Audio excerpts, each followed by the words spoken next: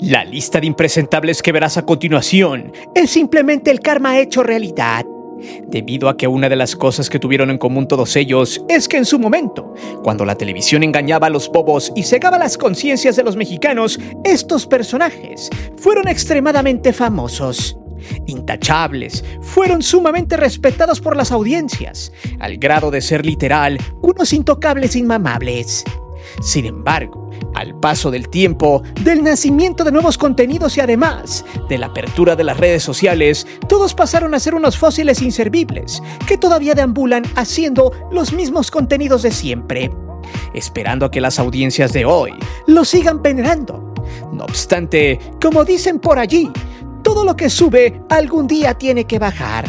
Y todos estos, cuando cayeron, terminaron haciendo añicos sus carreras para siempre. Pero sobre todo, para ser parte del museo olvidable de la televisión basura en la cual fueron exitosos. Por cierto, te sugiero suscribirte al canal para que no termines como estos petardos. Es por eso que hoy te presento 5 mexicanos que fueron famosos y que hoy son repudiados por la sociedad. Antes de seguir con el video, te invito a suscribirte al canal, activa la campana de notificaciones para que recibas todo nuestro material y las transmisiones en vivo. Te divertirás, te lo aseguro.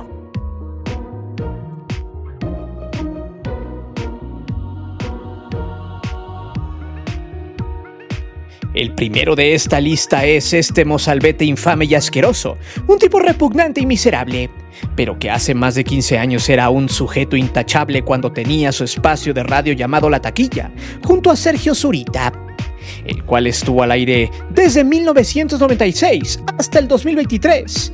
De hecho, los últimos años en Radio Fórmula, quien fue la última radiodifusora que lo transmitía a nivel nacional, fue lapidaria para René, por la forma en la que las audiencias del ayer terminaron abandonando a este tipo con exceso de hígado graso.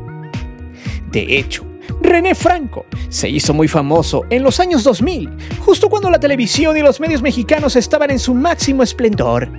En ese espacio de supuesta crítica irreverente, Franco se encargaba de envenenar las conciencias de los jóvenes, criticando a diestra y siniestra de manera muy sesgada, de forma unilateral, a varios personajes del espectáculo como el cine, la música y en general los medios, justamente cuando también la radiodifusora Exa FM gozaba de mucho rating entre la chamacada de la época que aún se sentaba a escuchar la radio para escuchar su música favorita. Podemos decir que en realidad, en aquellos tiempos, estos medios como las radios AM y FM seguían siendo importantes debido a que apenas en los años 2000 los mexicanos podían acceder a internet y en aquellas épocas tenías que ocupar algunos programas pirata como Kazaa, Ares o Napster para bajar tus rolas favoritas. Esa limitante hacía que mejor pusieras la radio en casa o en el auto mientras ibas a la escuela o rumbo al trabajo.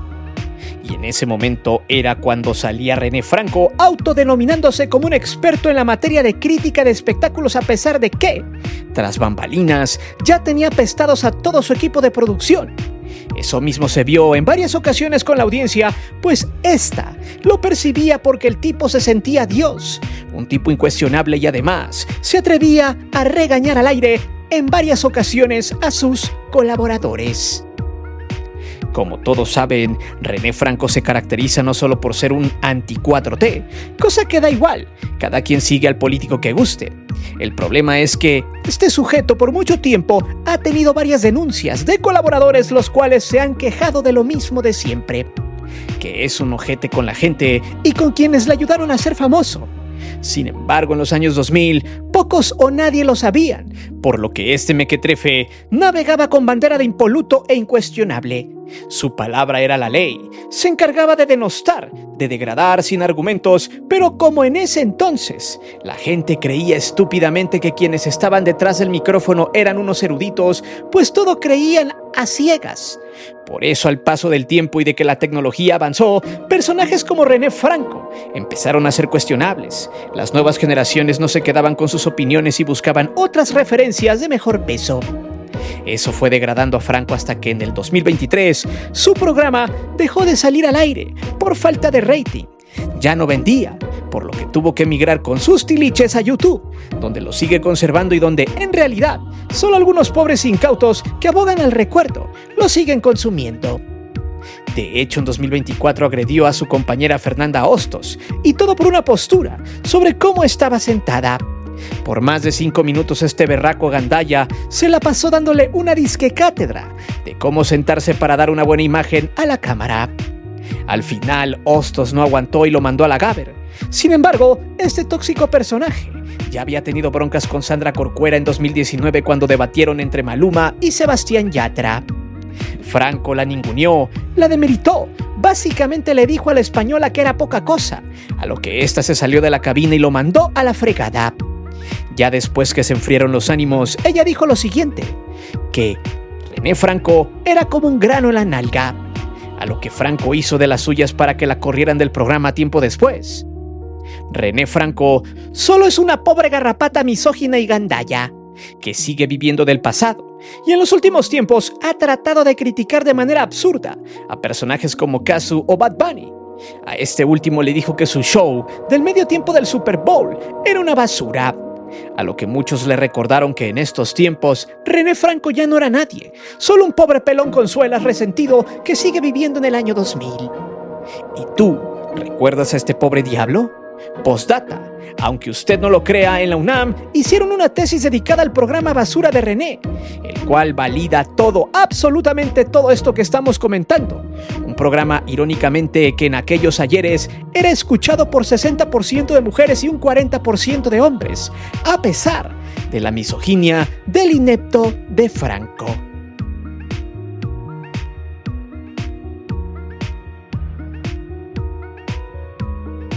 Este sujeto quizás se merezca un video solitario en este canal, debido a que es el gran ejemplo de cómo la fama termina corrompiéndote para siempre, y no solo dejándote en la miseria, sino con la nariz completamente destruida por andar aspirando no solo camote, sino también talco de bebé. Mauricio Clark fue un chupatruzas que le gustaba la empalada sin saliva en las mejores playas de México.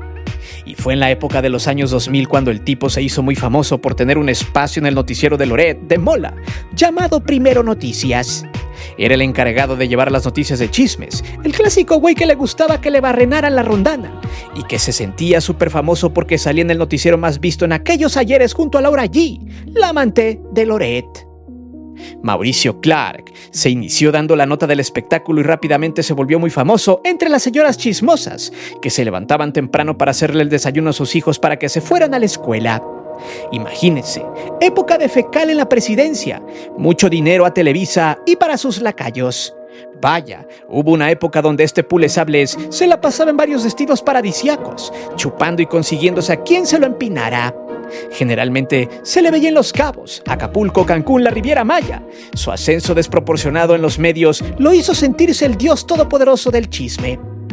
Porque no solo ganaba bien, según arriba de 80,000 pesos semanales, sino porque tenía una fama descomunal como el heredero del trono de Pepillo Origel en Televisa, el día que el ojo de pollo le diera un susto. Por cierto, en varios de los enlaces con Loret de Mola, Mauricio o salía borracho o salía talqueado, y eso mucha gente empezaba a notar.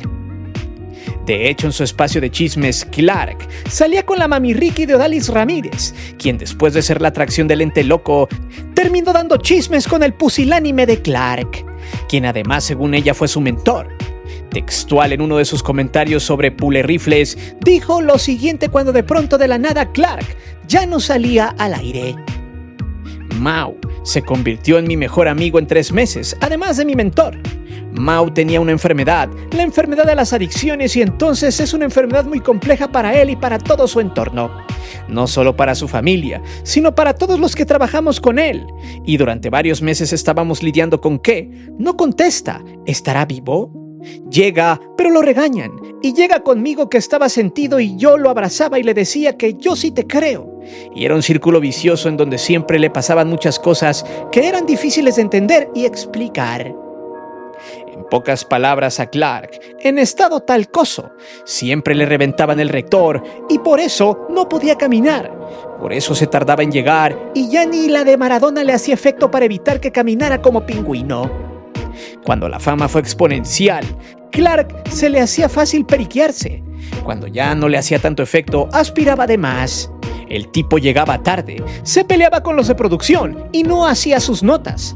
Solo llegaba a decir estupideces con los ojos rojos y con una cara de resaca que muchas veces era evidente, de que le llenaban de mecos la mema. Por eso Odalis dijo lo siguiente: hablé con él y le dije que yo entendía que no quería estar así, que en términos profesionales, que si yo tenía que hacer su parte y yo tenía que escribir sus secciones no había problema, pero que no podía ver cómo se estaba dando en la torre. Y recuerdo agarrarle sus manitas, ponerlas en mi panza y decirle lo siguiente: si quieres conocer a tu sobrina, ya no puedes seguir consumiendo. Y estás haciendo miércoles a tu mamá, papá, y si quieres irte al fondo, a lo mejor tú no quieres. Te voy a soltar. Mauricio Clark no entendió y jamás tocó fondo en esos momentos porque el tipo estaba bien metido, porque se gastaba en su cocol alrededor de 70,000 pesos semanales y cuando no había, se enfurecía y se volvía loco. Vaya, prácticamente estaba acabado. De Televisa lo corrieron en 2013 por decir al aire que le gustaba la ñonga y porque era un pobre diablo adicto. A la semana le tronaron los dedos y lo corrieron de Televisa Espectáculos. Luego, el sapo de René Franco lo sacó de la taquilla donde a veces salía. Vaya, el tipo terminó hecho pedazos al grado de que se acabó todo su dinero en fiestas, alcohol, vatos llenos de sarampión y quienes en las últimas ocasiones decían que le apestaba bien ojete la tripa. Además de chillar y volverse loco por sus polvos mágicos. El tema de Mauricio Clark da para mucho más y lo tendremos pronto en solitario en este canal. Al final, para no ser largo este cuento, por andar excediéndose de Coca-Cola, pasó lo que tenía que pasar. Toda la zona de la nariz se le fregó al grado de que lo tuvieron que reconstruir. El tipo simulaba sanar, pero poco a poco ya estaba perdiendo la cabeza. Pobre, sin lana, sin chamba, señalado por cricoso y por ser daga, terminó por retirarse años después. En 2020, justamente cuando le dieron un espacio de lágrima en Multimiados, donde lo corrieron también, por pronunciarse en contra del aborto. El tipo decía que ya no era catador de morongas, que ya era hombre, machito, y además se cambió el nombre, se había rebautizado como Fausto Franco. Al final, su vida acabó en la miseria con respecto a lo que fue, pero para eso necesitamos dar más detalles.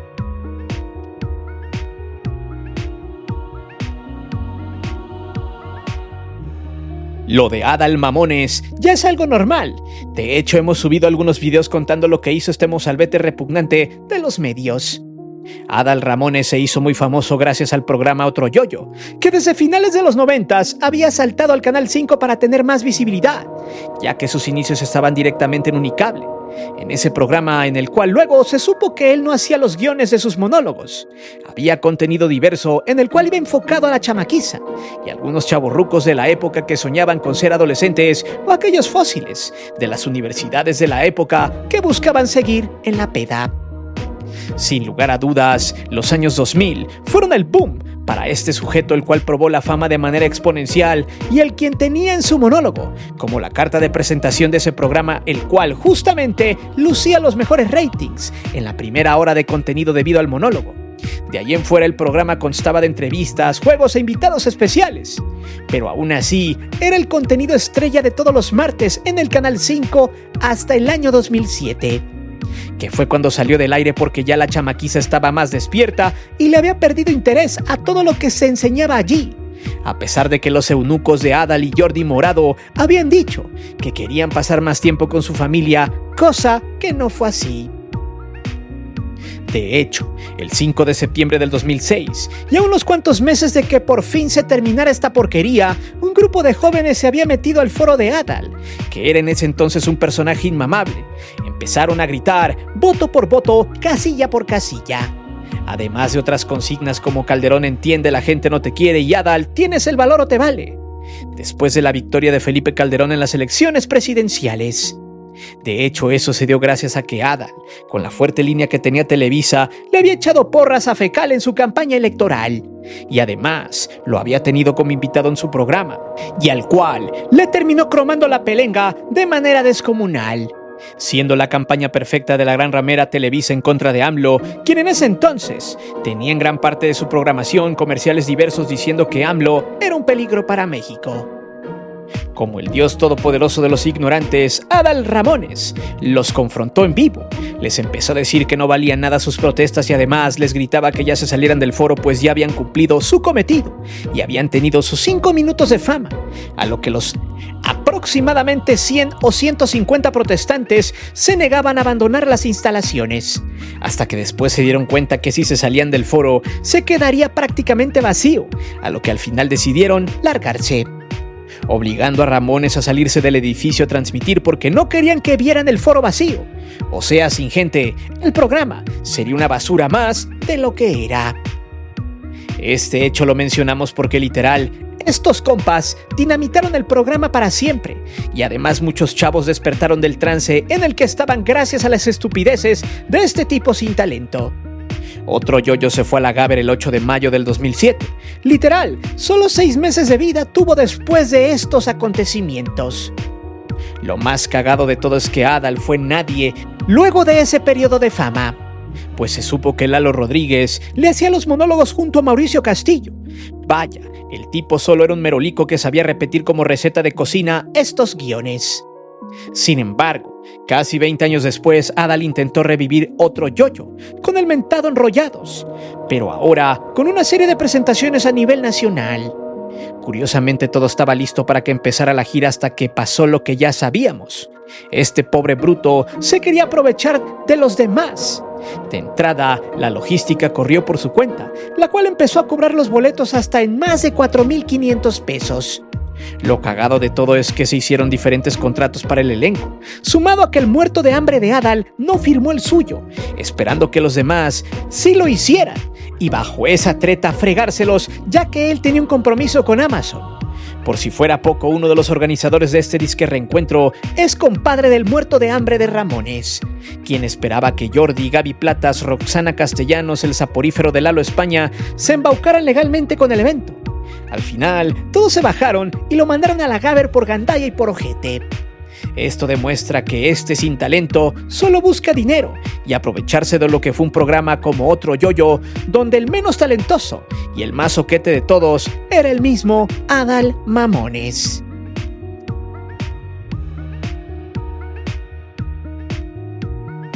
De Eugenio Puerqués ya hemos hecho algunos videos.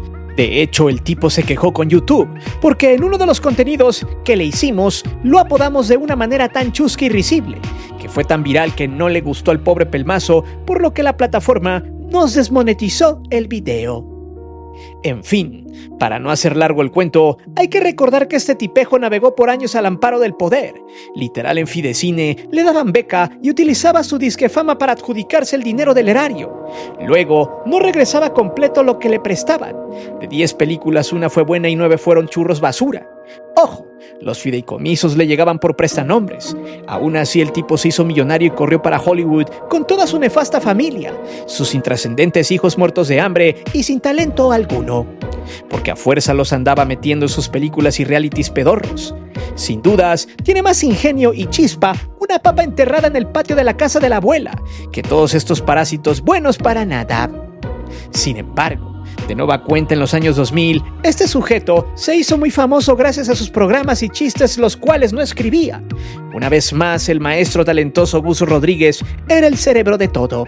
De los guiones, sketches, vaya, Gus Rodríguez le construyó la carrera a este eunuco para que después de que se fuera con San Pedro, Derbez lo ignorase y jamás le diera crédito por todo lo que hizo Gus por él. Bien, el malagradecido de Derbez, fiel a lo miserable que es, tuvo fama, la gente lo respetó, lo idolatró, hasta que se quitó la máscara. Primero, en una entrevista con la momia de la Micha, dijo que cuando la gente trabaja con él, no debe cobrarle por sus servicios, porque está trabajando con Derbez y nadie tiene acceso a ese privilegio. En pocas palabras, Derbez paga con experiencia, más no con dinero. Luego, empezó a hacer campañas en contra de AMLO para defender la disque selva maya. Pero en realidad estaba pagado por los empresarios hoteleros de la Riviera Maya, a los cuales les habían quitado los privilegios de las playas que se habían adjudicado a la mala. Al final, solamente fue una campaña política.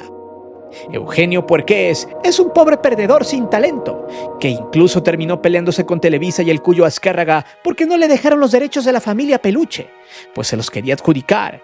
Pero en realidad, la mayoría de los personajes los creó Gus, quien tras su muerte dejó la mayoría de los derechos en poder de la Gran Ramera. Cuando millones de mexicanos se dieron cuenta de lo lacra que es, lo empezaron a repudiar, al grado de entender el negocio de los churros de películas que hacía y hasta pirateadas, que se aventaba, para poder seguir siendo relevante. A la fecha, desgastado y con una carrera mediocre, Eugenio Puerqués intenta volver al foco mediático, todo gracias a los ignorantes que le siguen cromando el rifle lleno de rumbe.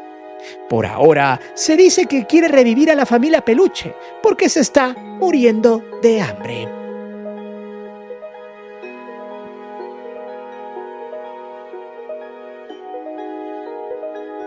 Bueno, este petardo tan solo de pensar en él nos dice que la cosa al final se pudrió. El tipo en su momento por allá del 2009-2011 gozó de su pico más alto en fama, poder, gracias a todos los oquetes pamboleros que le cromaron las naranjas, los típicos opinólogos que inflan carreras para vender noticias, todo tras militar en el Manchester United. Pero como todos saben, el juntarse con Diego Dreyfus lo llevó a la basura para siempre. En realidad, no ahondaré mucho en este personaje que al final terminó siendo un parásito con dinero, debido a que, después de que tuviera millones de fanáticos sin cerebro e ignorantes y lo hicieran millonario ya con el dinero en la mano y la fama que le preside, el tipo ya critica a quienes le dicen sus verdades, pues navega con la banderita de soy humano, yo también puedo responderles, yo también quiero ser streamer, les vale madre lo que haga, o yo ya estoy en otro nivel o soy una leyenda. El tipo desde que se murió su abuelo se perdió y ahora deambula por allí en las redes sociales haciendo sketches de su triste vida, misma que aplauden sus fans que abogan por él diciendo que él es feliz porque es millonario. Curiosamente lo defiende pura rata que adora el dinero. El tipo dice que se mofa de la gente que lo critica. Por ejemplo, en uno de sus contenidos, donde se pregunta y se responde él solo, está cagado porque por más de que la gente ya lo olvidó o trata de olvidarlo y le vale gorro lo que haga, el güey trata de encajar en la sociedad y de que sigue estando vigente. Básicamente en su estado mesiánico, el tipo vuelve a recordarles a todos sus logros deportivos, para después abogar a la introspección. En pocas palabras navega con la frase, ustedes solo conocen a Javier, pero Javier ya no soy yo. En realidad, no pienso darle más tiempo a su tema, debido a que solo sirve para representar cómo la mente se tuerce cuando no te juntas con la gente adecuada. Así como el Chicharito. Postdata, pregunto, ¿quién demonios en estos tiempos es fanático de este sujeto? Déjamelo en los comentarios. Pero dime, ¿cuál de todos estos personajes fue el más detestado y el más repudiado por las audiencias luego de ser idolatrado? Déjame saber tus respuestas aquí abajo. Recuerda que aquí leemos siempre los comentarios y no olvides de suscribirte al canal y de activar la campana de notificaciones. Mi nombre es Guillermo Antonio. Nos vemos hasta la próxima.